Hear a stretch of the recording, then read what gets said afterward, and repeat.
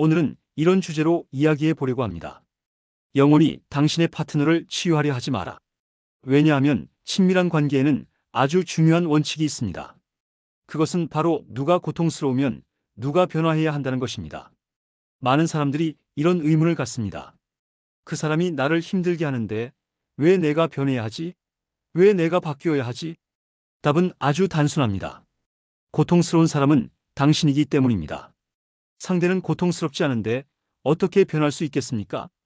우리는 흔히 이렇게 생각합니다. 내가 힘든 건 다 그 사람이 만든 거야. 그 사람이 변해야 내가 편해져.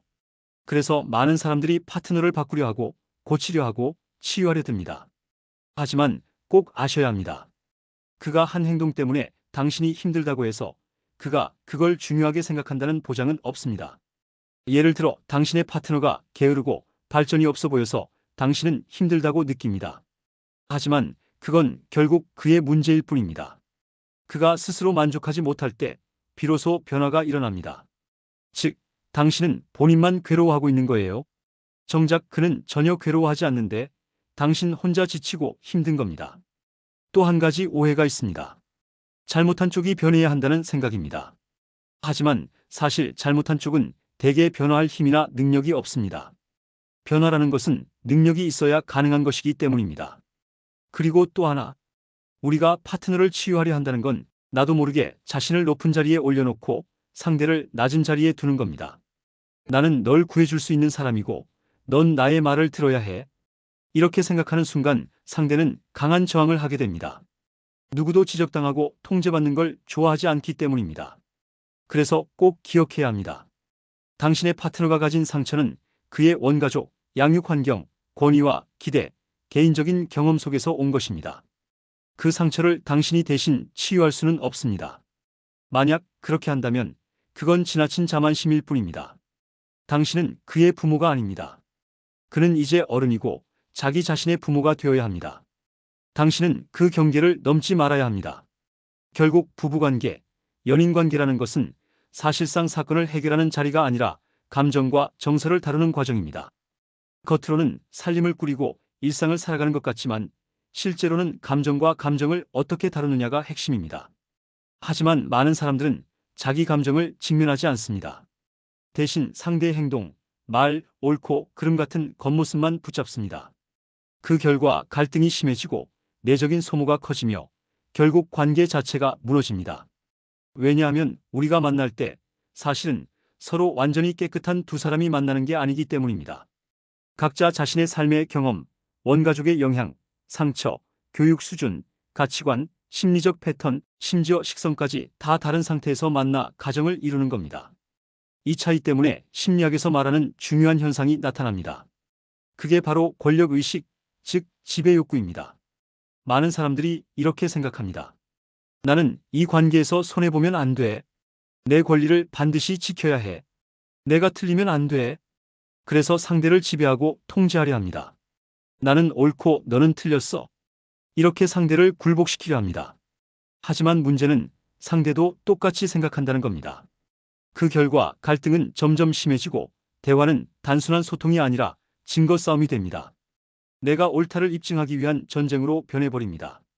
그럼 이 갈등을 풀 수 있는 방법은 무엇일까요? 기적 같은 단 하나의 길. 바로 누가 고통스러운가? 바로 그 고통스러운 사람이 변하는 겁니다. 그래서 우리는 파트너를 치유할 수 없습니다. 오직 스스로를 치유할 수 있을 뿐입니다. 상대가 준비되지 않았고 변화할 의지도 없을 때 억지로 바꾸려 한다면 그건 절대 성공할 수 없습니다. 그럼 우리가 할 수 있는 건 세 가지뿐입니다. 첫째, 기대를 낮추는 겁니다. 상대에게 기대하지 말고 나 자신이 더 건강하고 풍요롭고 가볍게 사는 것에 집중하세요. 내 안의 관계 패턴을 돌아보고 내가 얻은 것과 부족한 것, 내가 채워야 할 것을 보며 나를 치유하고 보살펴야 합니다. 둘째, 경계를 세우는 겁니다. 내 일, 상대의 일, 하늘의 일, 이렇게 구분할 줄 알아야 합니다. 많은 사람들이 자기 힘으로 어쩔 수 없는 문제로 괴로워합니다. 경계를 구분하지 못하면 평생 고통 속에 살게 됩니다. 셋째, 가치감을 다시 자신에게 돌려야 합니다. 파트너 앞에서 내가 늘 보잘것없고 가치가 없게 느껴질 때가 있습니다. 상대가 나를 비난하고 깎아내릴 때 나는 더 열심히 했는데도 인정받지 못할 때 나는 자꾸 스스로를 잃습니다. 하지만 꼭 기억하세요. 사랑은 서로를 보상하는 게 아니라 각자의 성장을 위한 것입니다. 좋은 관계를 유지하는 비밀은 각자 자기 몫의 성장 과제를 책임지는 겁니다. 서로의 어린 시절 상처를 치유하는 건 각자의 몫이지 파트너가 대신할 수 없습니다. 변화는 상대를 만족시키기 위한 것이 아니라 내 고통을 줄이기 위해 하는 것입니다. 이제 관계가 무너지는 과정에는 어떤 징조가 있을까요? 아들러라는 유명한 심리학자가 말했습니다. 아이들이 문제 행동을 보이는 데는 4개 단계가 있다고.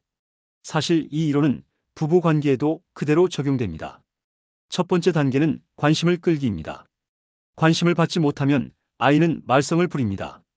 마찬가지로 파트너가 주목받지 못하면 괜히 트집을 잡고 문제를 만들고 일부러 불편하게 합니다. 두 번째 단계는 권력 투쟁입니다. 내가 시키는 건 절대 안 해. 청소하라면 일부러 안 하고 대화는 옳고 그름의 싸움으로 번집니다. 세 번째 단계는 복수입니다. 너도 나처럼 힘들어 봐. 상대가 깔끔을 좋아하면 일부러 집을 더럽히고 체면을 중시하면 사람들 앞에서 망신을 줍니다. 관계가 복수 단계까지 가면 이미 매우 위험합니다. 네 번째 단계는 포기입니다. 함께 살지만 서로에게 아무런 기대도 요구도 없는 상태. 그저 참고 사는 겁니다. 이게 가장 슬픈 결혼입니다. 정리하자면 관계가 무너지는 4단계는 이렇습니다. 첫째, 작은 말썽으로 관심을 끌려하고. 둘째, 권력 다툼을 하고. 셋째, 복수의 단계로 넘어가고. 넷째, 결국 포기로 끝나는 것. 특히 세 번째 복수 단계에 들어가면 관계는 이미 위기입니다. 그럼 어떻게 해야 할까요? 걱정할 필요는 없습니다. 90% 이상의 결혼은 여전히 희망이 있습니다. 핵심은 무엇일까요? 우리가 결혼한 이유가 단순히 밥 먹고 살기 위해서가 아니기 때문입니다. 우리 내면의 세계가 충족되고 감정이 인정받기 위해서입니다. 그래서 해결책은 단순합니다. 바로 원점으로 돌아가는 겁니다. 파트너에게 다시 관심을 주는 것입니다. 상대가 관심을 받으면 내면은 충만해지고 관계는 회복될 수 있습니다. 물론 이런 의문이 생깁니다. 왜 내가 먼저 관심을 줘야 하지? 왜 나만 노력해야 하지? 그 이유는 이렇습니다.